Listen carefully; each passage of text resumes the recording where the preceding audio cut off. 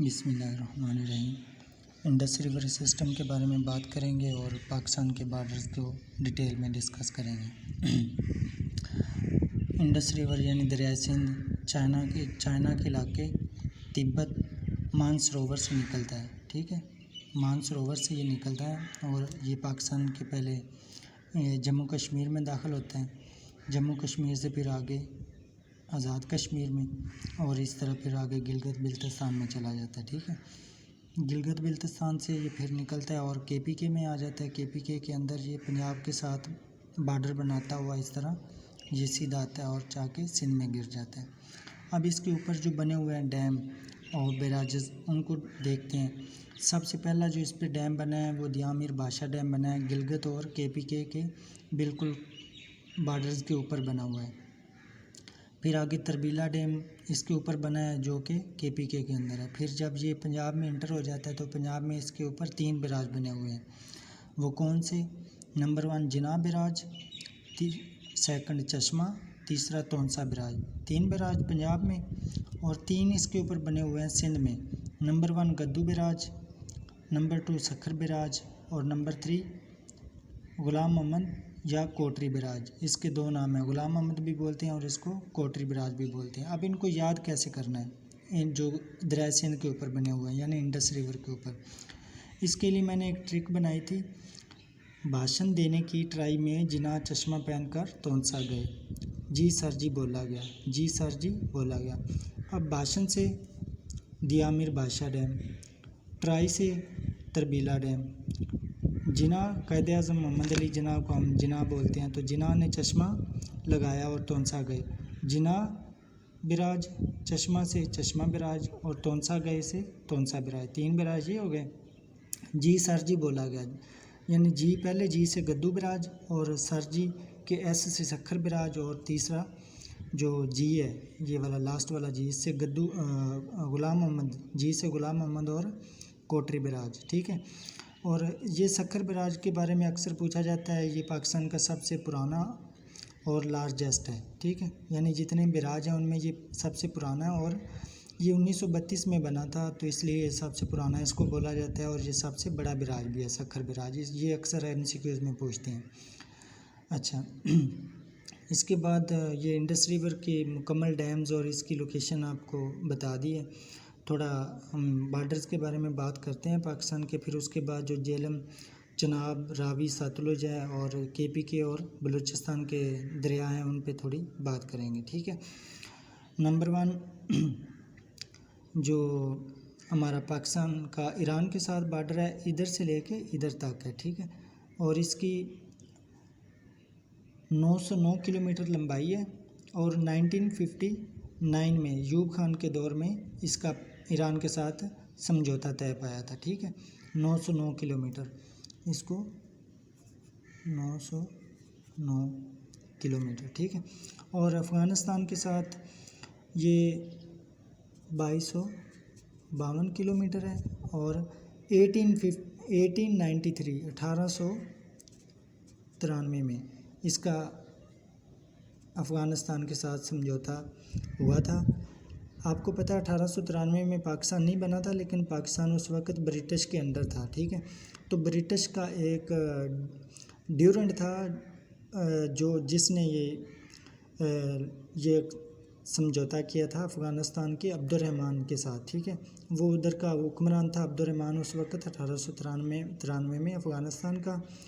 तो ड्यूरेंट ने ये फ़िक्स किया था अफ़गानिस्तान के साथ, तो उसी के नाम पे इसको ड्यूरेंट लाइन का नाम दिया गया था। ठीक है, आगे आ जाएं तो इधर से अफ़गानिस्तान का बॉर्डर तकरीबन ख़त्म होता है, तो फिर आगे ये सारा नॉर्थ वाली साइड ये चाइना के साथ पाकिस्तान का बॉर्डर बनाती है और चाइना का जो जम्मू कश्मीर के साथ बॉर्डर लगता है उसको चाइना का, यानी इधर चाइना है पाकिस्तान के और चाइना का 505 किलोमीटर है, 525 किलोमीटर है और 1863 में इसका इनके साथ चाइना के साथ हमारा समझौता हुआ था इस बॉर्डर का। ठीक है, तो एग्रीमेंट हो गया था चाइना के साथ 1863 में। 525 किलोमीटर बॉर्डर लगता है चाइना के साथ।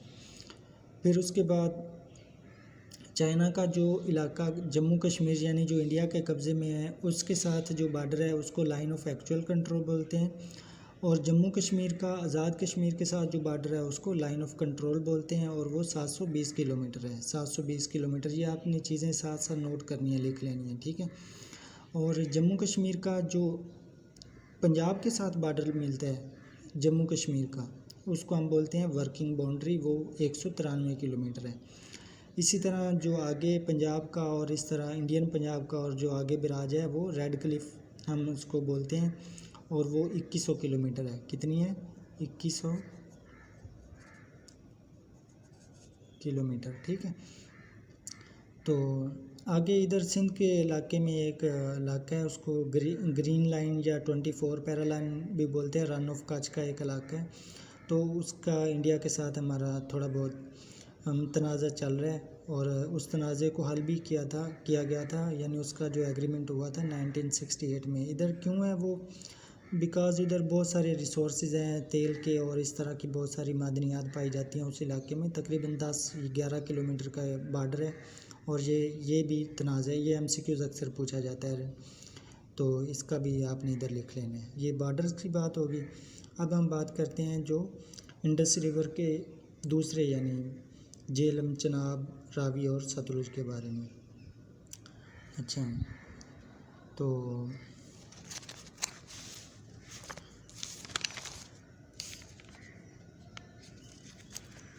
देखें, ये झेलम ज्वाइन करता है, इस तरह आता है, और चनाब इसको जिस पॉइंट पे ज्वाइन करता है उसको हम त्रिमू बोलते हैं। ये झेलम, दरिया झेलम असल में जम्मू कश्मीर के इलाके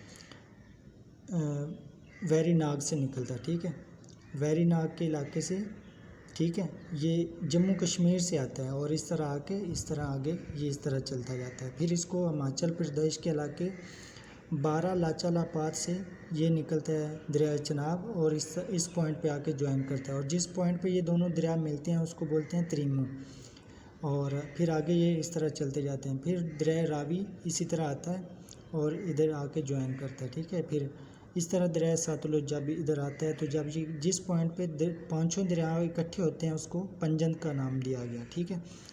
फिर उसके बाद ये इस तरह आते हैं, और ये पंजाब में ही, ये मिठन कोट का पॉइंट पंजाब में ही है, ठीक है। तो दरिया सिंध को, यानी ये जो दरिया सिंध आ रहा है ना, इसको ज्वाइन करते हैं, पांचों दरिया उसमें जाके गिर जाते हैं, और उसका नाम है मिठन कोट, जिस पॉइंट पे ये गिरते हैं। और फिर ये दरिया सिंध में गिर जाते हैं, और दरिया सिंध आगे इस तरह जाके बहरा अरब में गिर जाते हैं, ठीक है। हाँ, तो बहरा अरब की आपको पता है इधर से लेके इधर तक पाकिस्तान का बहरा अरब है, और बहरा अरब की जो कोस्ट लाइन है यानी लंबाई है बलूचिस्तान के साथ ज़्यादा लगती है, सिंध के साथ कम है। तो इसकी वैसे टोटल जो लेंथ है वो 1046 किलोमीटर है, 1046 किलोमीटर, ठीक है। तो ये हो गया हमारा 5। अब इनको तरतीब से याद कैसे करना है? झेलम, चनाब, रावी और सतलुज। देखें, ब्यास जो है ना, ब्यास, उसको आपने, ये रावी यानी पाकिस्तान में इंटर होने से पहले ही पीछे ही इधर आके गिर जाता है, इस तरह आता है, यानी ये ब्यास है ना, ब्यास, वो इधर आके इसमें रावी में गिर जाता है, पाकिस्तान में दाखिल ही नहीं होता, इसलिए इसको शामिल नहीं किया। झेलम, चनाब, रावी, सतलुज। जीम से चरस आपने लफ्ज़ लिखना है, जीम चरस, यानी जीम चरस। जीम से चरस होती नहीं, लेकिन आपने लिख लेनी है, ठीक है। जीम से झेलम, चे से चनाब, रे से रावी, और सीन से सतलुज, ठीक है। ये इस तरह इनकी तरतीब याद हो जाएगी आपको। फिर उसके बाद ये जो KPK के दरिया हैं, वो दरिया काबुल, चूँकि आपको पता है इस तरफ अफ़गानिस्तान है तो काबुल दरिया जा रहा है, और इस तरफ स्वात है तो इसी काबुल में से दरिया स्वात निकलता है। अच्छा, कोई जब बंदा काबुल हो तो वारस बहुत सारे होते हैं, ठीक है। काबुल दरिया पे वारसक डैम बना हुआ है, ठीक है। काबुल दरिया पे ये W जो मैंने लिखा है ये वारसक डैम है। इसी तरह फिर ये खुरम डैम, ये खुरम मैंने याद रखने के लिए लिखा था। इस तरह फिर दरिया इंडस रिवर से दरिया खुरम निकलता है, और फिर कोरंग दरिया में से 2 और दरिया निकलते हैं जिनको ज़ोब और गोमल बोलते हैं। अच्छा, तो इनको इसलिए इस तरह मैंने याद किया था, केजी में पढ़ता है जाहिद, मैंने अपने नाम के साथ ही इसको मतलब ट्रिक दी थी। केजी में यानी के से कुरम भी याद हो जाएगा, के से कोरन भी, और जी से गोमल दरिया भी याद हो जाएगा। जाहिद पढ़ता है तो जेड से जोब, आपको ये KPK के दरिया हो गए। यानी इस तरफ काबल है तो काबल, इस तरफ स्वात है तो स्वात, और कोई काबल हो तो वारस बहुत बन जाते हैं। तो ये वारसक डैम इसके ऊपर, ये बहुत बार पूछते हैं वारसक डैम के बारे में। तो ये वारसक डैम है, किस दरिया पे बना हुआ है? काबल पे बना हुआ है। ये KPK के दरिया हो गए। इसके बाद इधर ये सबसे बड़ा दरिया है हंगोल डैम, H बलूचिस्तान का, ठीक है, हंगोल डैम। और इधर है दश्त, दरियाए दश्त, और सिंध के करीब है इधर दरियाए हुब। तो 3 दरिया ये आपने बलूचिस्तान की याद रखनी है। मैंने ये नाम लिखे हुए हैं, हंगोल ये वाला जो सबसे बड़ा है बलूचिस्तान का दरिया, हुब ये वाला, और दश्त ये लास्ट वाला, ठीक है, ये जो इधर पड़ा हुआ है। ये हमारे सारे दरिया हो गए। अब इनके ऊपर जो MCQs बनते हैं, सॉरी, ये जो झेलम, चिनाब, रावी और सतलुज के ऊपर जो डैम वगैरह बने हुए हैं, बराज बने हुए हैं, उनको भी याद करना बहुत ज़रूरी है। अक्सर हर MCQs में हर पेपर में तकरीबन इनमें से कोई ना कोई चीज़ें पूछता है वो। तो इसके लिए जो झेलम दरिया है उसके ऊपर मंगला डैम बना हुआ है और रसूल डैम बना हुआ है। तो इसी तरह चनाब के ऊपर मराला, खानकी और कादराबाद, ठीक है, मराला, खानकी और कादराबाद, ये 3 डैम। ये मराला बिराज है, खानकी और कादराबाद डैम है, ठीक है। बल्लो की और सुदानी ये किस पे बने हुए हैं? रावी पे। और इसी तरह सुलेमान की और एडी इस्लाम ये दोनों बने हुए हैं सतलुज पे। इनको मैंने याद इस तरह किया था, मिस्टर MQK, मैं इधर लिखता हूँ, मिस्टर MQK, MQM है ना, MQM, तो MQM की जगह पे मैंने M की जगह पे K लिखा हुआ है, MQM के BS करने गए। तो M से मंगला डैम, R से रसूल डैम, MQK मराला, खानकी, और M से मराला, Q से कादराबाद, K से खानकी।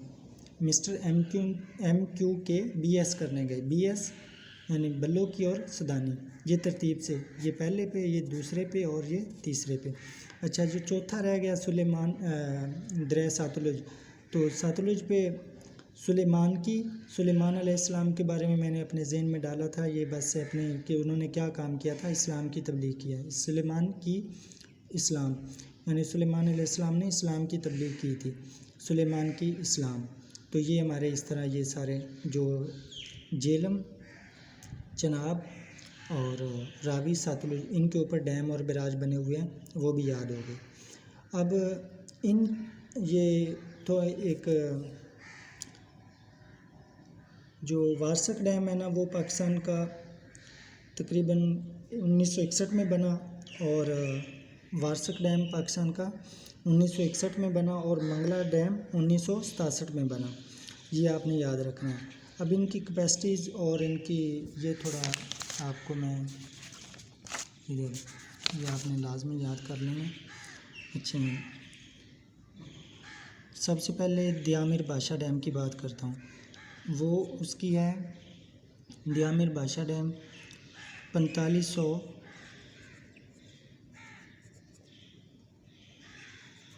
मेगावाट, ठीक है, कैपेसिटी है दियामिर बादशाह डैम की। उसके बाद है तरबीला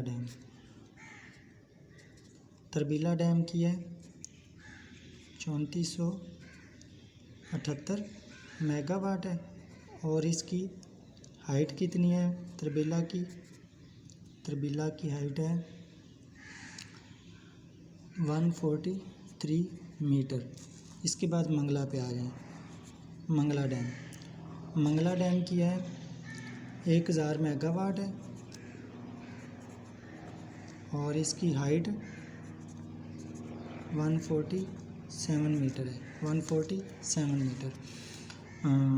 उसके बाद वारसक डैम एक रहेगा, वारसक डैम की है 250 मेगावाट, और इसकी हाइट भी ये फीट में है इसकी, ठीक है, 250 फीट।